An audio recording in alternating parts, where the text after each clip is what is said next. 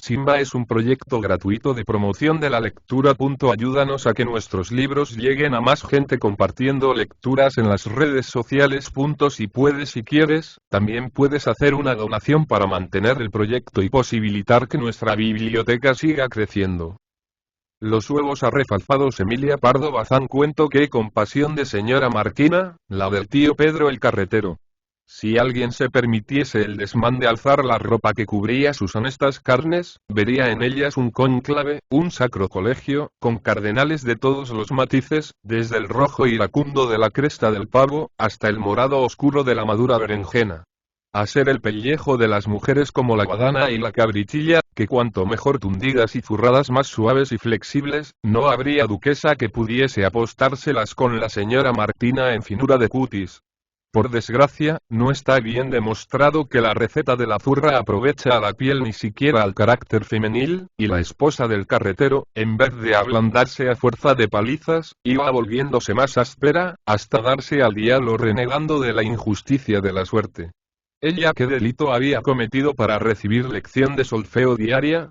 ¿Qué motivo de queja podía alegar aquel bruto para administrar cada 24 horas ración de leña a su mitad? Martina criaba los chiquillos, los atendía, los zagaleaba. Martina daba de comer al ganado. Martina remendaba y zurcía la ropa. Martina hacía el caldo, lavaba en el río, cortaba el tojo, hilaba el cerro. Era una esclava, una negra de Angola y con todo eso, ni un solo día del año le faltaba en aquella casa a San Benito de Palermo su vela encendida. En balde se devanaba los sesos la sinventura para arbitrar modo de que no las antiguase a lampreazos su consorte. Procuraba no incurrir en el menor descuido. Era activa, solícita, afectuosa, incansable, la mujer más cabal de toda la aldea. No obstante, Pedro había de encontrar siempre arbitrio para el babuleo. Solía Martina desahogar las cuitas y penas domésticas con su compadre el tabernero Roque, hombre viudo, de tan benigno carácter como agrio y desapacible era el de Pedro. Oía Roque con interés y piedad la relación de la desdichada esposa, y se desvivía en prodigarle sanos consejos y palabras de simpatía y compasión. Aquel Pedro no tenía perdón de Dios en tratar así a la comadre Martina, que después de haber echado al mundo 5 rapagones, era la mejor moza de toda la aldea y esta, si a mano viene, de Lugo. Y luego, tan trabajadora, limpia como el oro, mansita como el agua. Ah, si él hubiera tenido la fortuna de encontrar mujer así, y no su difunta, que gastaba un geniazo como un perro. Martina entonces rogaba al compadre que intentase convertir a su marido, que le hablase al corazón, y el tabernero prometía hacerlo con mucha eficacia y alegando 1000 razones persuasivas. Pero, compadre, escuche y perdone, interrogaba la pobre apaleada. ¿Qué quejas da de mí mi marido? ¿Cómo quejas? Nada. Fantasías, antojos, rarezas y que el caldo estaba salado, y a él le gusta con poca sal y que el pan estaba medio crudo y que le faltaba un botón al chaleque y... Yo me enmendaré, compadre, y a fe que de hoy en adelante no ha de notar falta ninguna. Y, en efecto, redoblando el cuidado y el cariño, Martina se descuajaba por quitar pretexto a las atrocidades de su hombre. La casa marchaba como trompo en uña. La comida era gustosa, dentro de su pobreza. Los suelos estaban barridos como el oro, y ni con poleas y cabrías se podían arrancar los botones del chaleque del tío Pedro. Así y todo, este encontraba ingeniosos recursos en que fundan la consuetudinaria solfa. Por poco que duerma la buena voluntad, anda más despierta la mala, que nunca pega ojo. Sin embargo, como también las costillas doloridas y brumadas infunden sutileza, Martina, a fuerza de paciente estudio, de hábil observación, de minuciosa solicitud y de eficaz memoria, llegó a amoldarse a los menores caprichos, a las más ridículas exigencias de su cónyuge, bailándole el agua de tal manera, que el tío Pedro no acertaba ya a buscar pretexto para enfadarse. Mas no era hombre de reparar en tan poco, y he aquí lo que discurrió para no dar reposo a la estaca. Consistía, generalmente, la cena de los esposos en una taza de caldo guardado de mediodía y unos huevos fresquitos, postura de las gallinas del corral. Deseosa de complacer al amo y señor, Martina se esmeraba en variar el aderezo en estos huevos, presentándolos unas veces fritos, escalfados otras, ya pasados, ya en tortilla.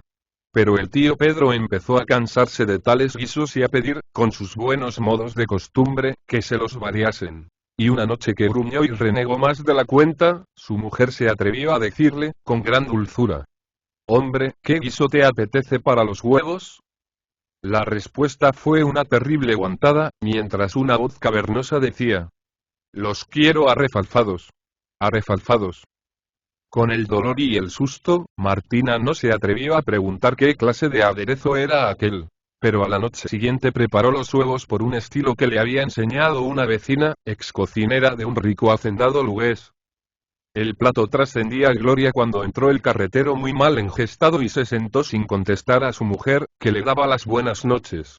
Con mano trémula depositó Martina sobre el artesón que servía de mesa el apetitoso guiso y su marido, siniestro presagio, callado, fosco, sin soltar la aguijada con que picaba a los bueyes de su carreta.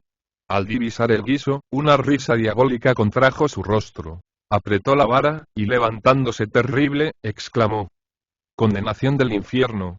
¿No te tengo dicho que los quiero arrefalfados?». A estas frases acompañó un recio barazo en las espaldas de Martina, seguido de otro que se quedó un poco más cerca del suelo. Y tal fue la impresión, que la infeliz hubo de exclamar, con voz de agonía: «Váleme, San Pedro. Váleme, San Pablo». Algún efecto produjo en el carretero la invocación, porque conviene saber que en la parroquia se profesaba devoción ferviente a las imágenes de estos grandes apóstoles, dos efigies muy antiguas que adornaban la iglesia desde tiempo inmemorial.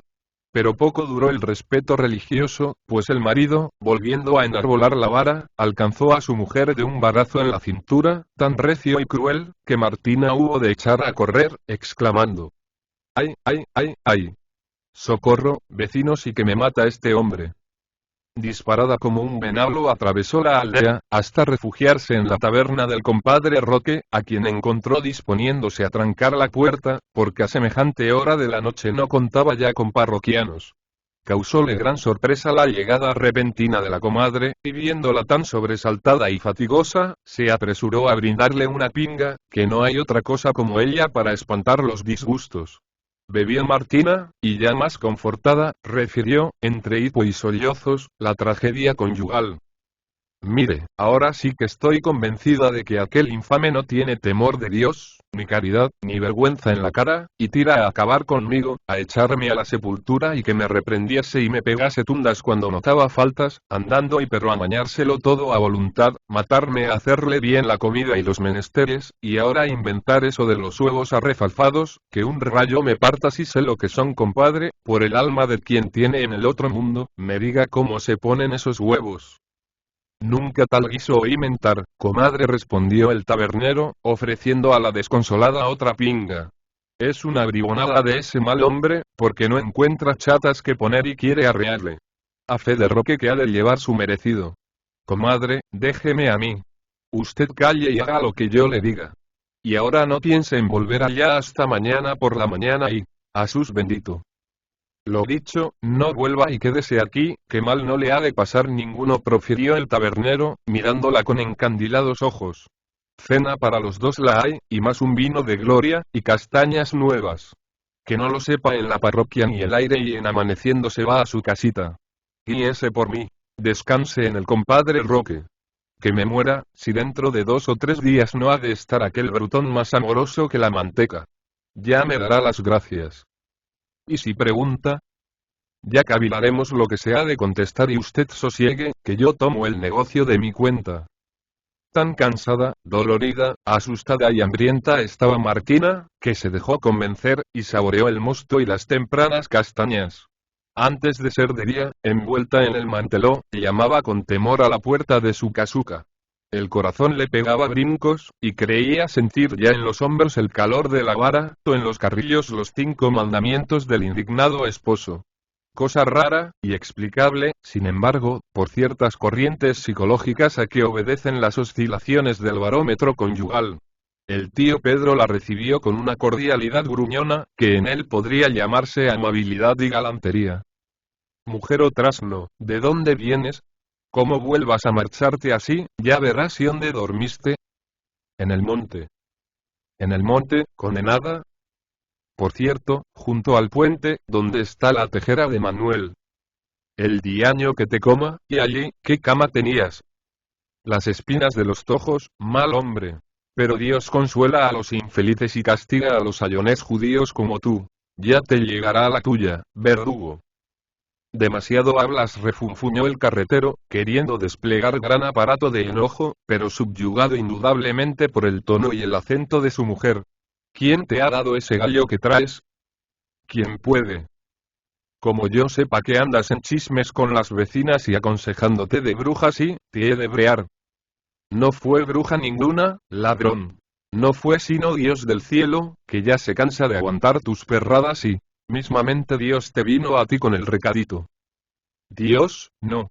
Pero San Pedro y San Pablo, sí.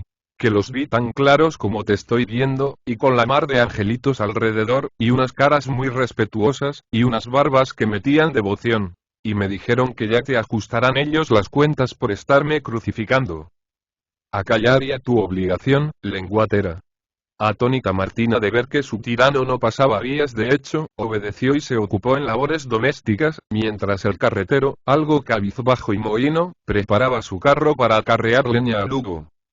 El mismo camino tomó el tabernero Roque, y apenas llegado a la ciudad, se dio a buscar a un su amigote, barbero por más señas, con quien celebró misterioso conciliábulo. Y entre tajada de bacalao y copa de aguardiente, trazaron la broma que habían de ejecutar aquella misma noche. Para el objeto se procuraron una sábana blanca, una manta colorada, 2 barbas postizas, 2 pelucones de cerro y una linterna. La hora del anochecer sería cuando el tabernero y barbero se apostaron cerca del puente por donde el carretero tenía que pasar a la vuelta con el carro vacío. Ya se habían disfrazado los 2 cómplices, riendo a carcajadas y auxiliados por Martina, que ajustó al uno las barbas blancas y el manto rojo de San Pablo, y al otro, la sábana y el pelucón del primer pontífice. Y cuando ambos apóstoles, empuñándose en 2 garrotes, o, mejor dicho, claveteadas mocas, se ocultaron a corta distancia del puente, Martina tuvo un escrúpulo, y les dijo, con suplicante voz: no me manquéis a mi hombre, que al fin él es quien gana el pan de los rapaces. Escarmentáilo un poco, para que sepa cómo duele. Al paso tardo de los bueyes, que mugían de nostalgia conforme se acercaban al establo, adelantaba el tío Pedro por el caminito estrecho y escabroso que limitaba de una parte el monte y el río Miño de otra. Apuraba al ganado, porque, sin explicarse la razón, aquel día deseaba verse en su hogar despachando su cena, y la noche se había entrado muy pronto, como que corría entonces el solsticio de invierno.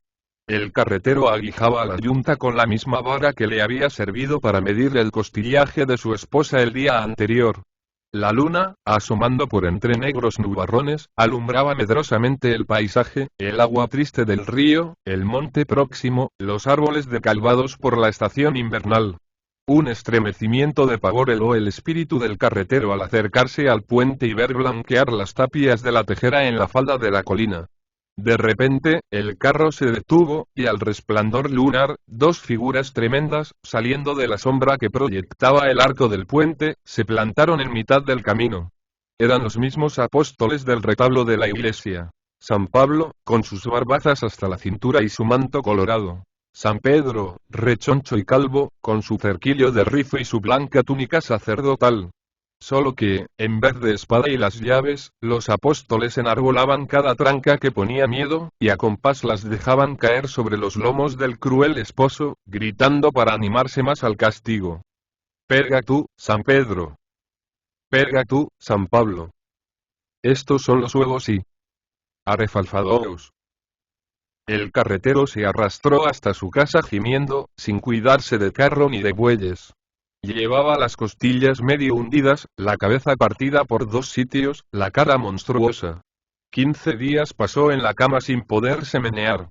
Hoy anda como si tal cosa, porque los labriegos tienen piel de sapo. Y lo único en que se le conoce que no pierde la memoria de la zurra es en que, cuando Martina le presenta cariñosamente el par de huevos de la cena, preguntándole si están a gusto, él contesta, aprisa y muy meloso: bien están, mujeriña. De cualquier modo están